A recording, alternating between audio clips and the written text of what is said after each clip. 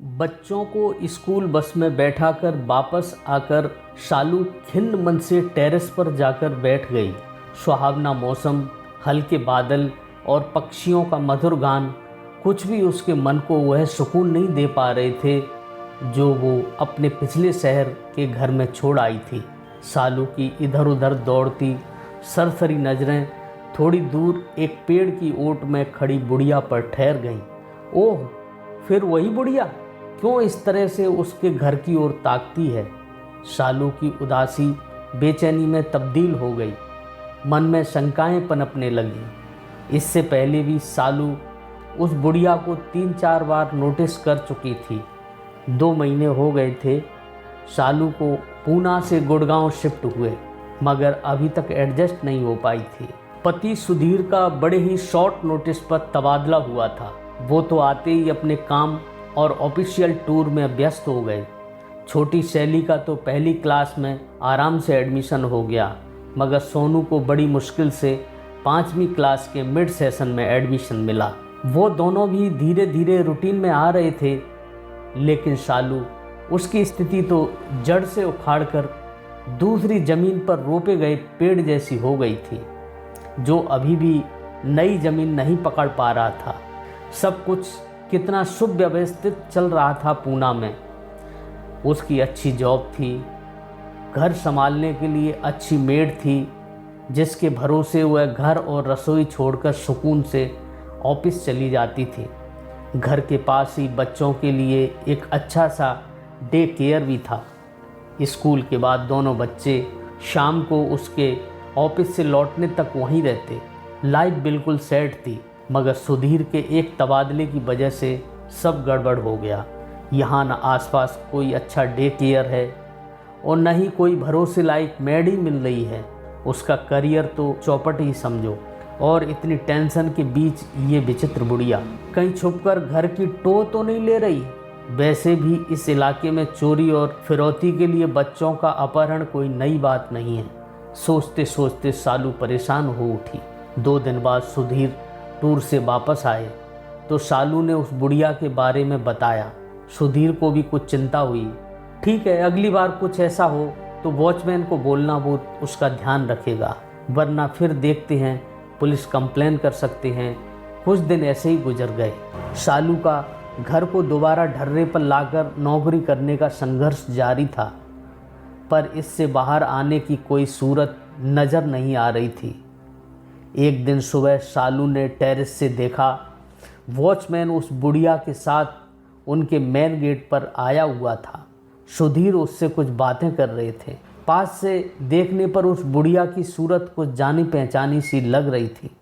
शालू को लगा उसने यह चेहरा कहीं और भी देखा है, मगर कुछ याद नहीं आ रहा था। बात करके सुधीर घर के अंदर आ गए और वह बुढ़िया मेन गेट पर ही खड़ी रही।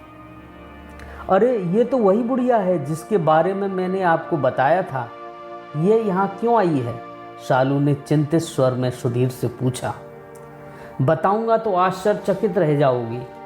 जैसा तुम उसके बारे में सोच रही थी वैसा कुछ भी नहीं है। जानती हो वो कौन है? शालू का विस्मित चेहरा आगे की बात सुनने को बेकरार था।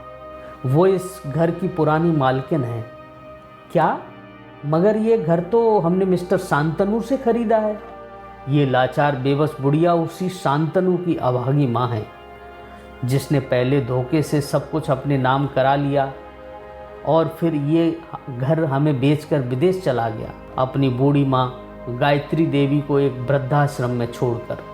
छी, कितना कमीना इंसान है। देखने में तो बड़ा शरीफ लग रहा था। सुधीर का चेहरा वितृष्णा से भर उठा।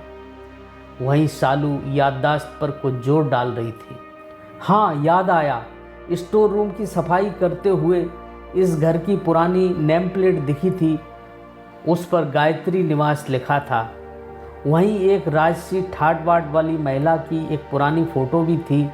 उसका चेहरा ही इस बुढ़िया से मिलता था। तभी मुझे लगा था कि इसे कहीं देखा है, मगर अब ये यहाँ क्यों आई है? क्या घर वापस लेने?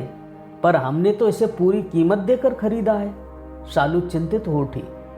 नहीं नहीं, आज इसके पति की पहली बरसी है। ये उस कमरे में दिया जलाकर प्रार्थना करना चाहती है जहां उन्होंने अंतिम सांस ली थी। इससे क्या होगा? मुझे तो इन बातों में कोई विश्वास नहीं। तुम्हें न सही, उन्हें तो है, और अगर हमारी हाँ से उसे थोड़ी सी खुशी मिल जाती है तो हमारा क्या घट जाएगा। ठीक है, आप उन्हें बुला लीजिए। अनमने मन से ही सही सालू ने हाँ कर दी। गायत्री देवी अंदर आ गई। छीण काया, तन पर पुरानी सूती धोती, बड़ी बड़ी आंखों के कोरों में कुछ जमे हुए, कुछ पिघले से आंसू। अंदर आकर उन्होंने सुधीर और सालू को ढेरों आशीर्वाद दिए। नजरें भर भर कर उस पराए घर को देख रही थी जो कभी उनका अपना था। आंखों में कितनी स्मृतियाँ, कितने सुख और कितने ही दुख एक साथ तैर आए थे।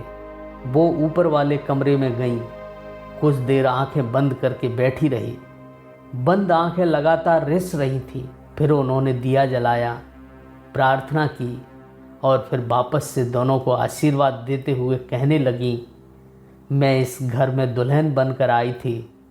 सोचा था अर्थी पर ही जाऊंगी, मगर ऐसा कहते हुए उनका स्वर भर्रा आया था। यही कमरा था मेरा। कितने साल हंसी खुशी से बिताए हैं यहाँ अपनों के साथ, मगर शांतनु के पिता के जाते ही आंखें पुनः भर आई। सालू और सुधीर निशब्द बैठे रहे। थोड़ी देर घर से जुड़ी बातें कर गायत्री देवी भारी कदमों से उठी और चलने लगी। पैर जैसे ही इस घर की चौखट छोड़ने को तैयार ही न थे, पर जाना तो था ही। उनकी इस हालत को वो दोनों भी महसूस कर रहे थे। आप जरा बैठिए, मैं अभी आती हूँ।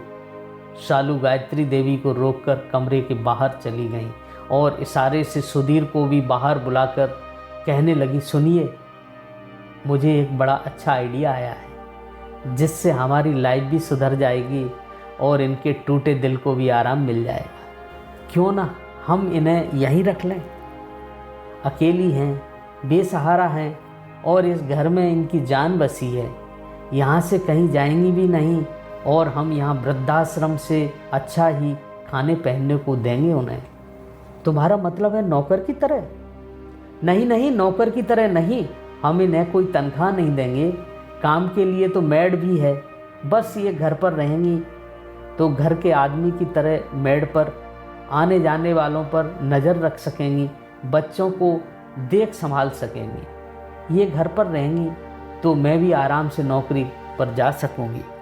मुझे भी पीछे से घर की, बच्चों के खाने पीने की टेंशन नहीं रहेगी। आइडिया तो अच्छा है, पर क्या ये मान जाएंगे?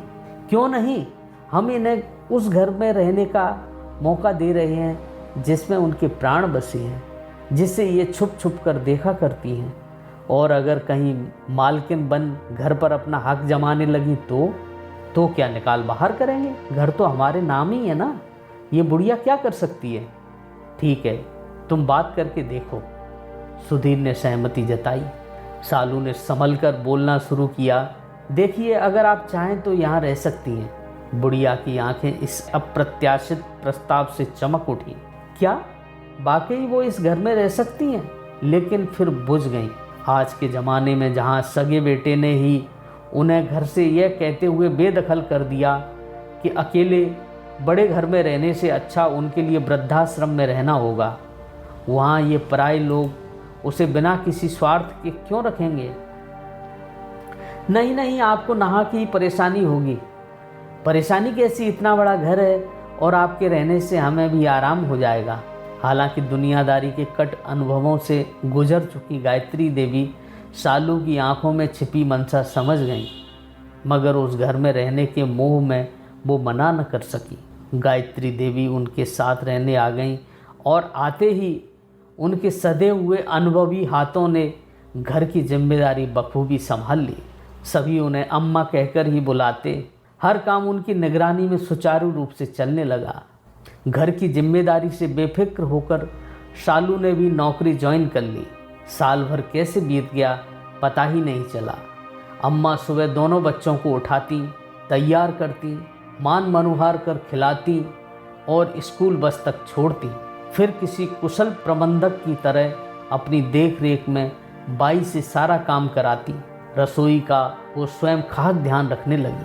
खासकर बच्चों के स्कूल से आने के वक्त वो नित नए स्वादिष्ट और पौष्टिक व्यंजन तैयार कर देती। शालू भी हैरान थी कि जो बच्चे चिप्स और पिज्ज़ा के अलावा कुछ भी मन से न खाते थे, वे उनके बनाए व्यंजन खुशी खुशी खाने लगे थे।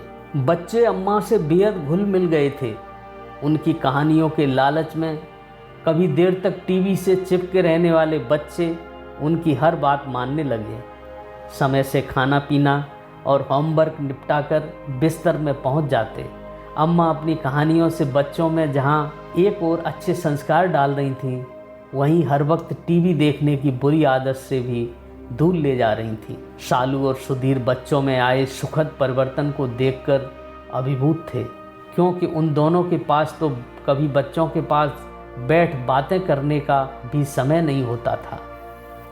पहली बार शालू ने महसूस किया कि घर में किसी बड़े बुजुर्ग की उपस्थिति, नानी दादी का प्यार बच्चों पर कितना सकारात्मक प्रभाव डालता है। उसके बच्चे तो शुरू से ही इस सुख से वंचित रहे, क्योंकि उनके जन्म से पहले ही उनकी नानी और दादी दोनों गुजर चुकी थीं। आज शालू का जन्मदिन था। सुधीर और शालू ने ऑफिस से थोड़ा जल्दी निकलकर बाहर डिनर करने का प्लान बनाया था। सोचा था बच्चों को अम्मा संभाल लेंगी, मगर घर में घुसते ही दोनों हैरान रह गए। बच्चों ने घर को गुब्बारों और झालरों से सजाया हुआ था। वहीं अम्मा ने शालू की मनपसंद डिशेज और केक बनाए हुए थे। इस सरप्राइज बर्थडे पार्टी, बच्चों की उत्साह और अम्मा की मेहनत से शालू अभिभूत हो उठी और उसकी आंखें भर आईं। इस तरह के वीआईपी ट्रीटमेंट की उसे आदत नहीं थी, और इससे पहले बच्चों ने कभी उसके लिए ऐसा कुछ खास किया भी नहीं था। बच्चे दौड़कर शालू के पास आ गए और जन्मदिन की बधाई देते हुए पूछा, आपको हमारा सरप्राइज़ कैसा लगा? बहुत अच्छा, इतना अच्छा कि क्या बताऊं। कहते हुए उसने बच्चों को बाहों में भरकर चूम लिया। हमें पता था आपको अच्छा लगेगा। अम्मा ने बताया कि बच्चों द्वारा किया गया छोटा सा प्रयास भी मम्मी पापा को बहुत बड़ी खुशी देता है, इसलिए हमने आपको खुशी देने के लिए ये सब किया। शालू की आंखों में अम्मा के लिए कृतज्ञता छा गई। बच्चों में ऐसा सुख तो उसे पहली बार ही मिला था, और वो भी उन्हीं के संस्कारों के कारण। केक कटने के बाद गायत्री देवी ने अपने पल्लू में बंधी लाल रूमाल में लिपटी एक चीज़ निकाली और शालू की ओर बढ़ा दी। ये क्या अम्मा? तुम्हारे जन्मदिन का उपहार। शालू ने खोलकर देखा तो रूमाल में सोने की चेन थी। वो चौंक पड़ी। ये तो सोने की मालूम होती है। हाँ बेटी, सोने की ही है। बहुत मन था कि तुम्हारे जन्मदिन पर तुम्हें कोई तोहफा दूं। कुछ और तो नहीं है मेरे पास, बस यही एक चैन है जिसे संभाल कर रखा था। मैं अब इसका क्या करूँगी? तुम पहनना, तुम पर बहुत अच्छी लगेगी। शालू की अंतरात्मा उसे कचोटने लगी, जिसे उसने लाचार बुढ़िया समझकर स्वार्थ से तत्पर हो अपने यहाँ आश्रय दिया। उसका इतना बड़ा दिल कि अपने पास बचे इकलौते स्वर्ण धन को भी वह उसे सहज ही दे रही है। नहीं नहीं अम्मा, मैं इसे नहीं ले सकती। ले ले बेटी, एक माँ का आशीर्वाद समझकर रख ले। मेरी तो उम्र भी हो चली, क्या पता तेरे अगले जन्मदिन पर तुझे कुछ देने के लिए मैं रहूं भी या नहीं। नहीं अम्मा, ऐसा मत कहिए। ईश्वर आपका साया हमारे सिर पर सदा बनाए रखे। कहकर शालू उनसे ऐसे लिपट गई जैसे बरसों बाद कोई बिछड़ी बेटी अपनी माँ से मिल रही हो। वो जन्मदिन शालू कभी नहीं भूली, क्योंकि उसे उस दिन एक बेशकीमती उपहार मिला था जिसकी कीमत कुछ लोग बिल्कुल नहीं समझते, और वो है निस्वार्थ मानवीय भावनाओं से भरा माँ का प्यार। वो जन्मदिन गायत्री देवी भी नहीं भूली, क्योंकि उस दिन उनकी घर में पुनर्प्रतिष्ठा हुई थी। घर की बड़ी आदरणीय एक माँ के रूप में जिसकी गवाही उस घर के बाहर लगाई गई वो पुरानी नेम प्लेट भी दे रही थी, जिस पर लिखा था गायत्री निवास। यदि आपकी आंखें इस कहानी को सुनकर थोड़ी सी भी नम हो गई हों, तो अकेले में 2 मिनट चिंतन करें कि पाश्चात्य संस्कृति की होड़ में हम अपनी मूल संस्कृति को भुलाकर बच्चों की उच्च शिक्षा पर तो ध्यान देते हैं, किंतु उन्हें संस्कारवान बनाने में हम पिछड़ते जा रहे हैं। तो दोस्तों, कैसी लगी ये कहानी कमेंट में ज़रूर बताएं, और हाँ, चैनल को सब्सक्राइब करें, वीडियो को लाइक और शेयर करें। धन्यवाद।